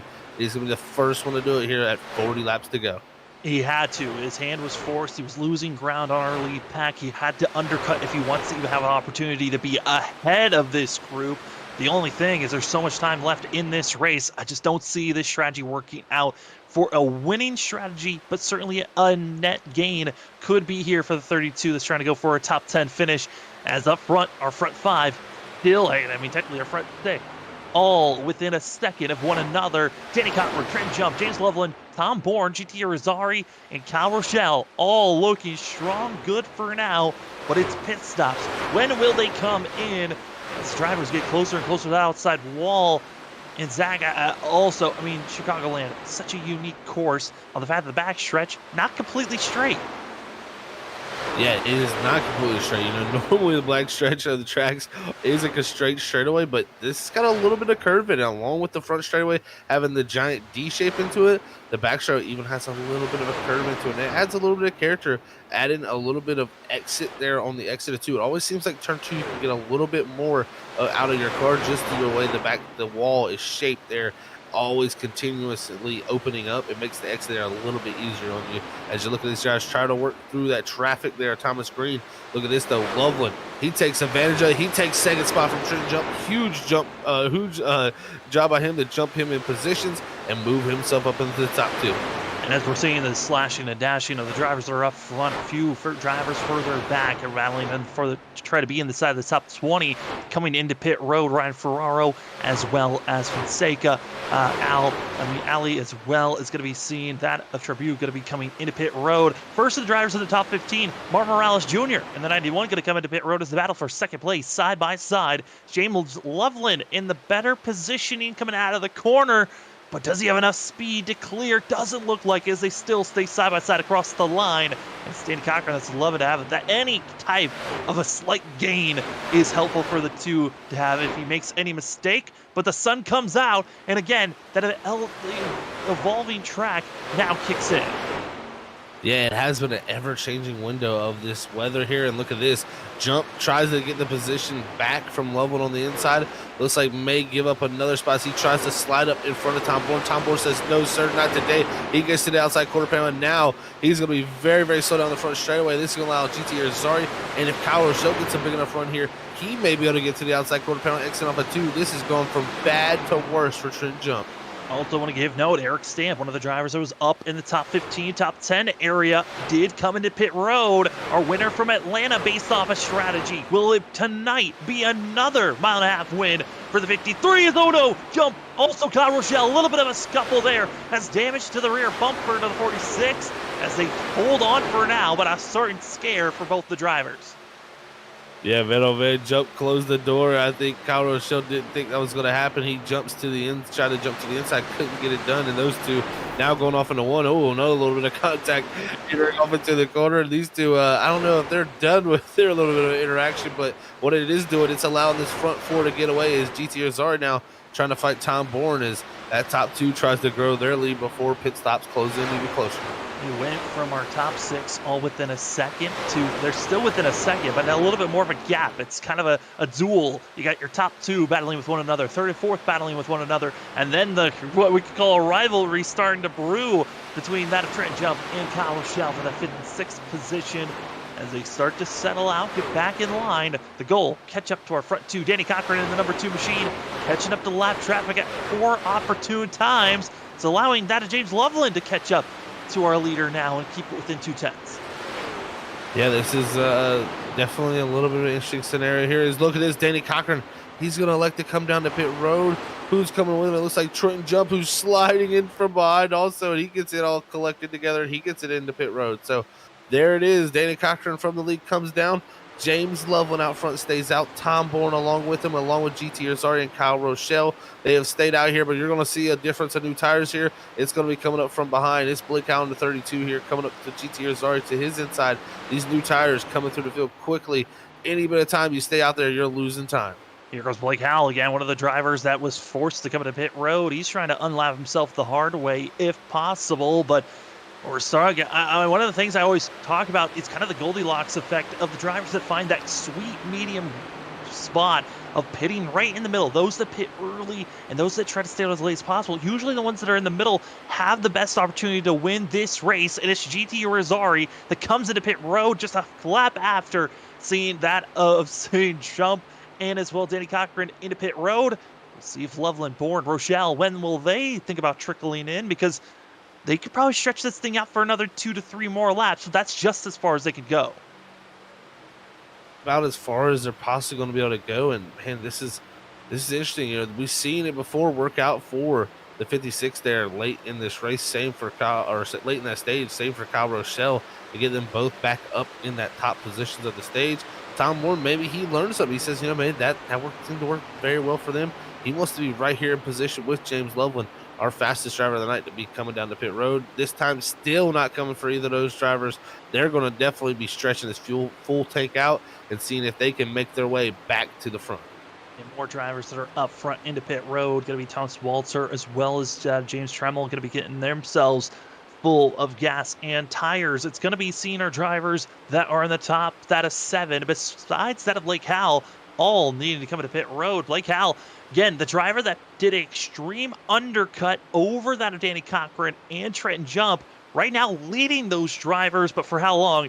For the 32, as again, he is in a really rough spot, knowing he had to do an undercut, but also knowing there was plenty of time for the drivers that are going to pit after him to catch up to this machine. Thanks from James Loveland. He comes to pit road, and as he's coming to pit road, it looks like Alexander Light is too, and they make contact. It puts him into the inside wall. Tom Bourne and Kyle Rochelle both checked up from that. These guys are probably going to lose major time from that incident. Huge mistakes, and you see the damage there.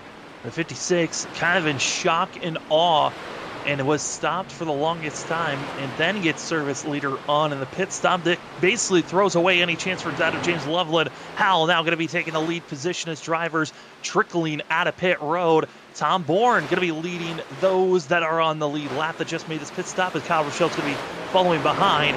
We'll see if the lap traffic is going to get out of the way for Alexander Light as he's holding off the 16 as they're trying to get out of the merge lane and back into the racing surface. That's got to be frustrating for the 16 who had that lap traffic that was just blocking them. Yeah, that is a tough ordeal, and then you're going to have Alexander Light still there. Hopefully they're going to let him get that spot there, as they already lost time on entry due to that ordeal with Loveland. In Loveland, he got a black flag for actually speeding there also, so it is not looking good for our stage 1 winner here. It looks like his night going to be over for a chance when it comes to victory.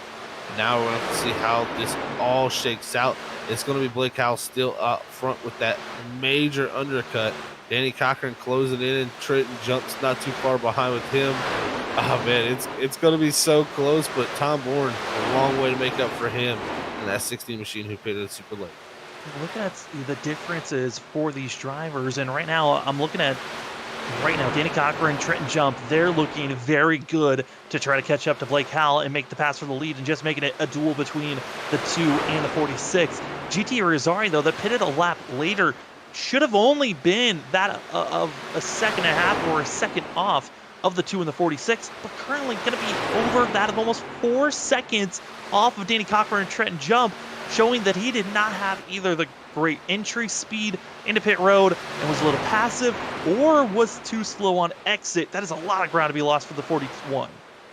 Yeah, definitely. It's got to be a sign of something there for sure. He definitely had to have some type of mistake coming down the pit road, and even looking at the lap times when it comes to hitting pit road, it seems like the second lap for him getting out of the pit road must have been some type of issue, because getting down had a decent stop. That second lap was not good for GT there, as he was not able to make up time on that group ahead, and he's now going to be holding on to that 5th position. He's got Eric Stamp ahead, who pitted way earlier than that group, but he can't look too far behind because Tom Bourne on that new set of tires about a half a second quicker, only 3 seconds back. Trying his best to figure out how to cut all of this deficit down, but for the leader of Blake Howell, had to do an undercut 8 laps sooner than Danny Cochran, and the pass for the lead about to go down. The 32 green and black did his best to hold off the rest of the field, but here comes Danny Cochran, Trent Jump. They're now on the back bumper, and this should be a very easy pass.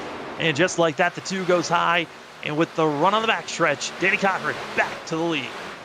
Yeah, he actually had a little bit of a tough time. Had to check up just a little bit, not to get into the back bumper at 32. That allowed Trenton Jump there to really close the gap down, and now it's a top 2 battle here. And, I don't know if Tom Bourne is going to have enough time and enough tires still to get to him. It's going to be coming down to 20 to go here very quickly. And just that gap that we're seeing, about 6 seconds back from Danny Cochran to Tom Bourne, that's a very sizable gap. And, man, I tell you what, those tires at some point it will start to even out. It's going to be a tough road for Tom Bourne to try to get back up to that front spot. It's so difficult. I mean, the whole entire loss of speed, trying to slow down for the incident that was in front of him, as well as having a lap car in front of him, trying to just get back up to speed on the exit. I mean, that's just too much time to be lost. But for Data Tom Bourne and others, they're banking on a yellow to come out, but we have not seen one besides our stage break. That's the one thing with Chicagoland, is these drivers have plenty of space that if they do get in an incident to either be off the racing surface or have plenty of space to try to save it before bringing it out of yellow. And that's what we've been seeing as it's the duel. Danny Cochran, Trenton Jump, the two trying to get himself a win here this season and to make it 5 races that start out this is season 2 with 5 different winners, while Trent Jump, his goal, become the first multi-time winner here for season 2. Yeah, that would be a big moment for both of those drivers. I mean, multi-winner, and you're talking about first-time winner this season. Because looking back at Danny Cochran, even just what a start to his season. He hadn't had the greatest one here for himself, and looking back to last season for him, had those 3 victories, and those 2 victories in the Truck Series. He's going to be looking to get back to victory lane. Last time we saw it was the first 2 races of last season there at Las Vegas and Daytona. So can he get back? It's been a long time since he's had a victory here in the Truck Series. He's right now in position for it, but he has our points leader, Trent Jump, who's looked to be maybe the man to beat this season so far. We'll see who can get it done, though. It's really been the season of the rookies. The only race that has not been won by a rookie coming into this season was John Forbes' first race at Daytona. But ever since then, we've seen Trenton Jump won at Watkins Glen, second race of the season. Then we saw Eric Stamp with a stellar win at that Atlanta with fuel strategy run. And then with the tying race, it was that of Justin Sipes getting himself to victory lane. But now Trenton Jump, Danny Cochran carving their way through lap traffic, all at different speeds and tempos. But it's the two who does it better now with a 3/10 lead over that of Trent Jump as the laps tick away. We're on lap 133 of 150s. We're coming up to 134. Going to be key here to get through traffic, because I can tell you what, looking up ahead up on the road, we have got a lot of traffic here. Not only do we have Peter Alley and Justin Sipes, who are directly about a second or 2 ahead, these drivers should, I imagine, catch this group back here around Carl Poole or Logan Brakey, in 32nd position back here. And this group is a large group of drivers. We're talking about drivers almost all the way up to the 18th position right there. And it's a whole mix of different strategies. We'll see, though, when they get there and if they get there, because it's a long way up the road. But I imagine at the pace we're running right now with these leaders, I think they will. I mean, that's about 8 seconds they need to run down and catch up to that group. And looking at the time difference, anywhere from 2 to 3 tenths off. So the possibility is there to catch up to that group.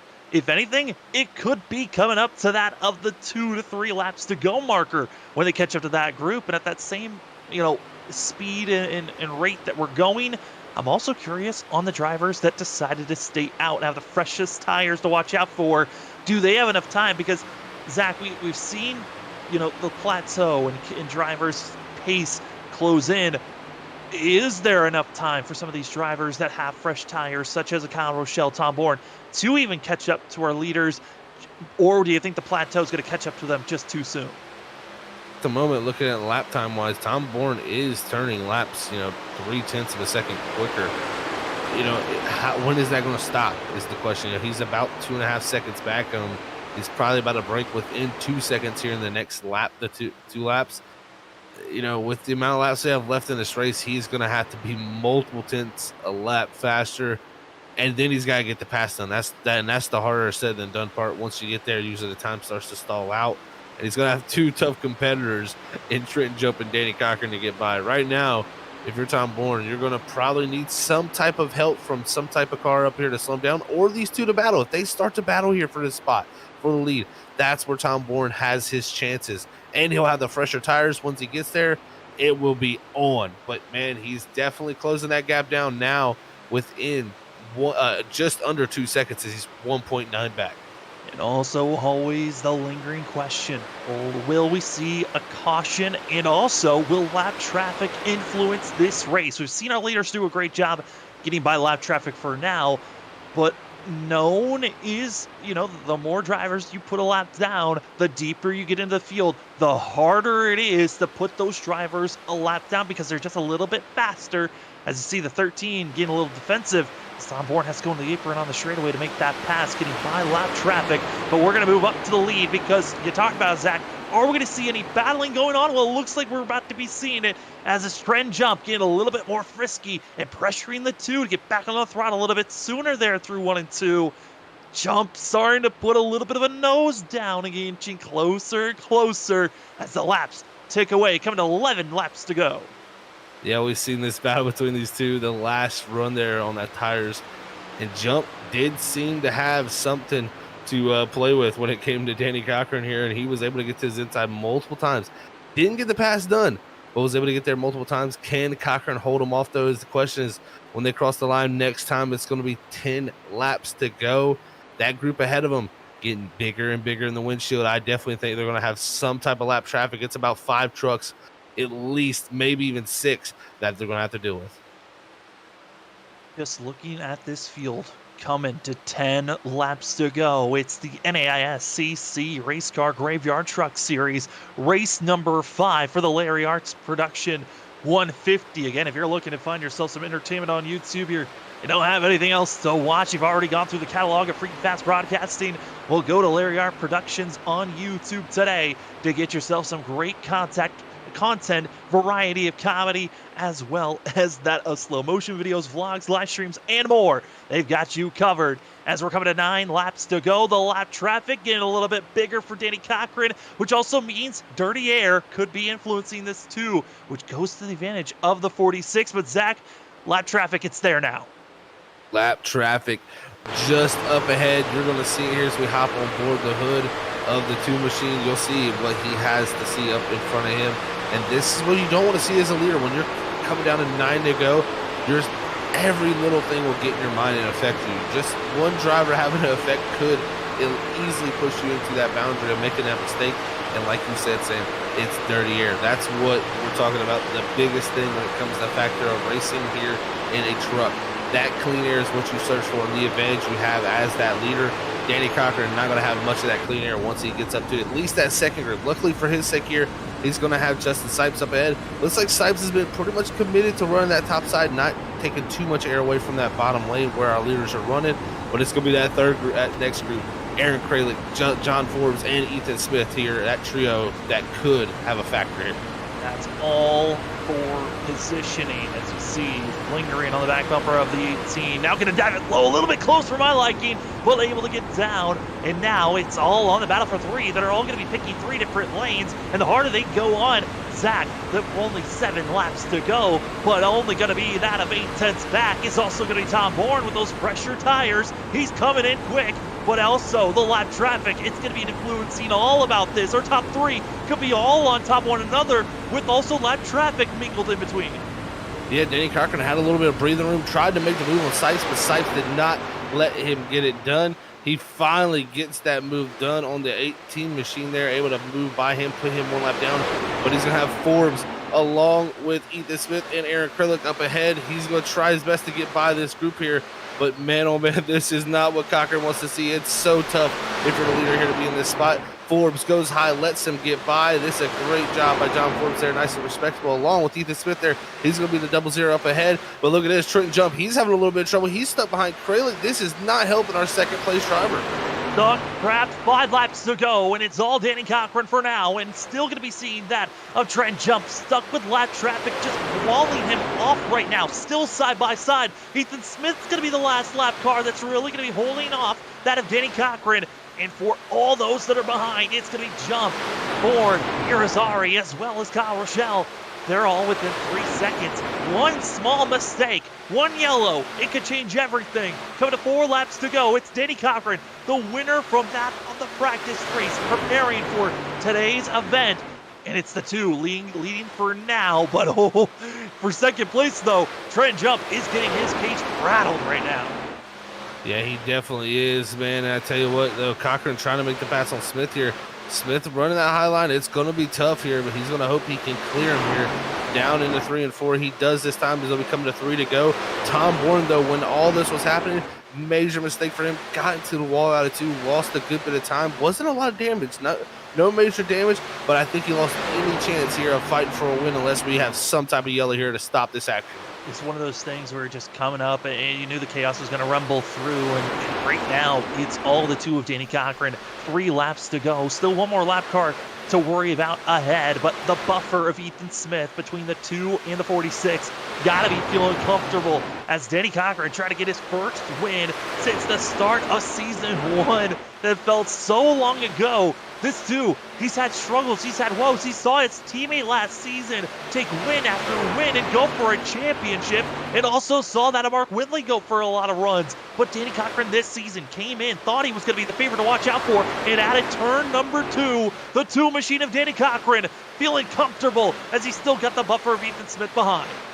Oh man, he's going to come down to 3 and 4 for the penultimate time.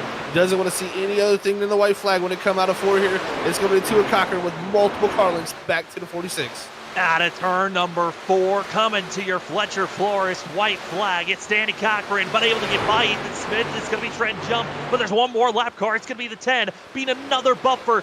Danny Cochran's loving this, but he's not able to clear just yet. This is going to be Ethan Jump. One more opportunity going into 3. And look at this. It actually did slow him up a good portion there. The 10 backs out of it, pulls down low. It's going to allow Trenton Jump to have some type of opportunity, but I think too far back. He sails it off into 3 here for the final time. Diving it down low. There's still a little bit of lap traffic to worry about. The 2 going to go high, but here comes Trent Jump to the inside. Has the run, but not close enough. Danny Cochran takes the win by just that of a nose over Trenton Jump. Oh, man, that almost got dramatic in the final few hundred feet. I don't know what checked Cochran up. Had a little bit of a bobble there coming off the final corner, and Jump almost got there. If he was just 10 feet closer there to start that lap, we may have had some type of photo finish, but man, still, what a finish there, Sam. 0.05 of a second is the difference from the 2. And that makes it 5 different winners in 5 races this season. Just showing it's going to be difficult to get into the playoffs points-wise, because we're seeing so many drivers just wanting to lock themselves in early on. And just like that, the 2 of Danny Cochran, who felt like a favorite coming into this season, finally could say he's a winner for season 2. Danny Cochran burning it down here for the Larry Arts Production 150 here at Chicagoland. As the 2 gets to burn it down, we're going to step aside. We'll be back interviewing Tom Bourne, Trent Jump, and Danny Cochran, your top 3 here at Chicagoland.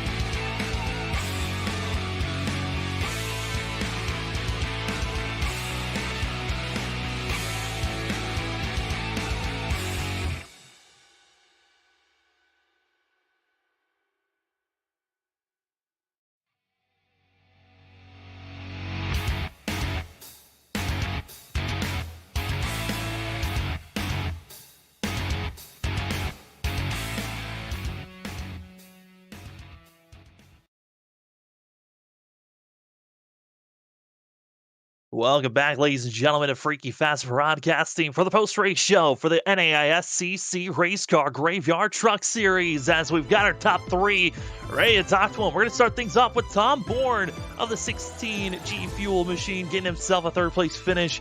We'll get his thoughts on how tonight went. As we got Tom Bourne up in the booth, Tom, we got Sam and Zach up here. You almost came away with a win here tonight. What else could you have tried there late? I know you had an issue with pit road, but what else could you have done there to salvage any better of a finish there for yourself?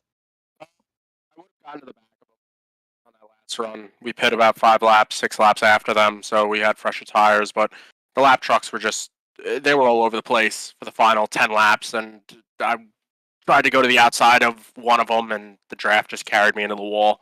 So, and then I had to worry about GT getting to the back of me. So, I'll take a third place. Not really much I could have done except navigate lap traffic better. But every race it's different with lap traffic, and you never know where it's going to go. Yeah, definitely difficult with lap traffic there coming down to the end, Tom. But man, definitely a great charge up there for you two in the top three. Man, we head off to Michigan next week. How you feel about heading off there to a little bit bigger track? It seems it's probably going to be pretty much a pack race, so it's going to be pretty wild. Yeah, Michigan is always a fun time. I know I think I finished well last year. I don't remember, honestly. It's draft dependent. Everything's gonna be on the outside line, except for maybe the first couple laps. But yeah, I'm feeling good going in. We're carrying some good momentum, back-to-back top tens, and a third place tonight. So we'll see what happens next week, and hopefully we can continue the good momentum and try and get another top 5 or even a win. I mean, incredible to see, Tom. But before we let you go, the floor is yours for any shout-outs. Yeah, I just want to thank you guys for putting on an amazing broadcast week in and week out. It's always a pleasure coming up here and talking to you guys. G Fuel on the truck this week, Player One Coffee, Sky Motorsports for putting together another fast Ford Tundra. Oh, wait, that's a Toyota. Never mind. Whoops, I'm going to get stuff for that. Anyway, yeah, it's everybody else watching, and congrats on Danny getting the win. He really showed his stuff in the second half of the race, and him having me in the league for another season. Hopefully we can go championship hunting this season. And yeah, like I said, you guys are just putting on an amazing broadcast week in and week out. That's going to be Tom Bourne in the 16 machine coming away with third place finish. And Tom, good luck next week going into Michigan. Thanks, I'm going to need it. As now we go to second place, it's going to be Trent Jump coming away just a nose shy from getting himself into victory lane. We got Trent Jump, and Trent, I mean, it was close. It seemed like you had a chance, and then it fell off. Then you had another chance. What else could you have tried to do there at the end of this race? I'll pray for global warming to get the sun out, because man, it was tight. Overcast was not good. It was so tight. It was just so one lane. There was just nothing you can do. It wasn't even available to make a send down onto the inside and hope it stick. It was brutal. But either way, just proud to come home second. It's been a rough few weeks. I've still had top tens and whatnot, but I mean, we got wrecked when we got to the front last week. We got wrecked and just never really recovered from it. And can't really complain about this week. Yeah, definitely a good run, Trenton, man. Coming here with the points lead and able to come out here with another top 3 finish, man. Just another great run. And, it seemed like something clicked there for you in that first stage. You came down a little bit earlier than a few other drivers that are pitting at lap 40. You got that track position. But as the run went on, the newer tires started to come through, it seemed like you held ground there pretty well. And that's what allowed you to have this track position that really played out where it seemed like at the end of the race, you were almost probably one of our quickest struck out on the track. It just seemed like getting around, like you said, was very tough. Yeah, I just wanted to say screw it, on the first stage. My teammates were talking, they're like, oh, we're gonna pit earlier than when I did, and so I was like, I might as well just run it to here and at least try to get the track position. And I thought I was sitting pretty good, and then about 18, 17 to go, it really started to get tight, and then catching lap traffic didn't help, and then they caught up. So it was a really, really good experiment to learn. So pretty much, I mean, as long as nothing hung you up, I feel like the longer you run and waited to pit, the better you were off to the end. I mean, it almost worked out for Tom. I think he goes too far back, and then lap traffic, of course, didn't really help him. So That it really didn't. But Trent, you've already got yourself a win, feeling comfortable for throughout the rest of the regular season, and we're coming up to a very odd stretch of races coming up. I mean, we got ourselves Michigan next week. That's going to be a long race, but then we got 2 Bristol races coming up. The Bristol on asphalt. I mean, and as well going to be seeing Bristol on dirt. How are you feeling about those 2 tracks coming up here in the next 3 weeks? pavement Bristol is the only one I'm not really excited for. I'm pretty big dirt guy, so I'm pretty excited for Bristol dirt. And Michigan just kind of is what it is. It's if I can't win races, I just got to try to play Mr. Consistency and hold the points lead. So, and I mean, at the end of the day, I'm here to collect trophies. So if I'm not doing that, I'm kind of upset. But can't really be upset at what the night I had tonight because I didn't. At the start of the race, after about 10 laps, I felt the right front. I was already heating up and wearing, and I was just like, I don't know how we're gonna get to the front, if we're gonna get to the front, if we're gonna go backwards. They're just so hard to pass, but I can't be mad with where we ended up at the end. Well, Trent, it was a great run for yourselves. And before we let you go, the floor is yours for any shout outs. Yeah, obviously, I just want to thank you guys for broadcasting this deal. You guys do a really, really good job, and I want to thank my painter Justin at Color Teal Graphics. He's the sponsor on my truck for most of the races for the season. So it's got the shiny chrome numbers. Looks good. It's flashy. Looks really, really good. So besides that, that's all I got. That's going to be Trenton Jump in the 46 machine, getting himself a second place finish here tonight at Chicagoland. And good luck going into Michigan next week. Sounds good, guys. Have a good night. As now we head to Victory Lane, where we find Danny Cochran. The last time we saw him in Victory Lane in this series was October 4th, 2021. Took quite a long time for him to finally get back into Victory Lane here in season 2. Danny, you finally got it done. How are you feeling after getting this win? Um, Shaky still, man. That was insane for the entire last run between me and Trenton Jump. That was something else battling him there. That it was, Dan. I gotta say, congrats, buddy. You said you were gonna put it in victory lane this week. You told me that before you came to the race, so congrats on pulling it off. And like Sam said, it's been a long time since you won there. How nerve wracking was that coming down the end, especially with all the lap traffic? You know, you got a really fast truck there behind you in the 46 straight and jump, and then you see a major amount of lap traffic up ahead that you have to navigate. I mean, that has got to make you feel at least a little bit nervous, knowing a little bit of that advantage of that clean air goes away. Yeah, honestly, I was more concerned about the lap traffic than battling for position because Trenton's a good driver. You know, he's going to have a great battle there. But it's just a matter of these guys in front of me are racing for position. They might not know I'm coming, and it could get messy really fast.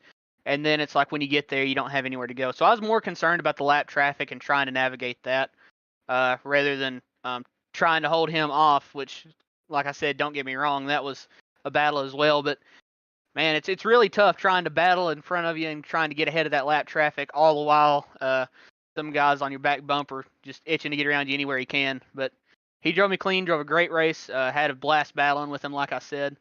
And it was pretty fun working through that lap traffic, too, I got to say. I mean, he looked like it was eased in some moments, terrifying in others. But Danny, you finally got that win, got the lock in into the playoffs. Now, what is your mentality, knowing that you're into the playoffs, going into these next couple of races? Well, the hard part's done, right? You know, we got the win. We know we're going to the playoffs, like you said. Now it's just trying to get as many more wins as I can and just trying to manage my spot and points around these other guys that also have wins or are really looking strong for playoff drivers this season. But it's a big load off my shoulders for sure, knowing that this early on, 5 races in, that I'll be going to the playoffs and definitely having a playoff berth there. So I'm really happy I was able to get that done tonight and got that out of the way. I mean, it's good to get that win, especially the fact that you are now the 5th winner of this season. 5 races down, 5 winners. Congratulations on joining that group of drivers. But before we let you go, Danny, the floor is yours for any shout-outs. Well, yeah, just like you said, 5 races and 5 different winners. Shout out to all the guys in this league. It's been a lot more competitive this season than it was last time, and that's just been awesome. So shout out to everybody that shows up every week and races with us. Happy to have every driver here, and can't wait to do it next week and for the rest of the season. But shout out to any of my friends that are watching, any family that's watching as well. Buddy's Custom Baits, Hot Lap Designs. I think this is one of the best schemes that I've done so far, so I was really happy I was able to put it in victory lane tonight too. But shout out to all those guys. Larry Arts Production coming in the last second to sponsor the race. That was really cool of him because we lost our sponsor just a few days before Iowa, but he was able to come in at the 11th hour, help us out there. So be sure to follow him on Instagram, Twitter, YouTube, subscribe to him on YouTube, all that good stuff. And yeah, just really ready to go get it done at Michigan next week.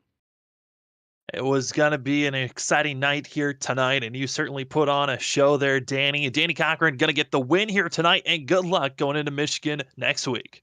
Appreciate it, guys. Well, Zach, it certainly was a wild one here tonight. 0 on-track yellow flags being thrown. The only yellow that was thrown was for the stage break.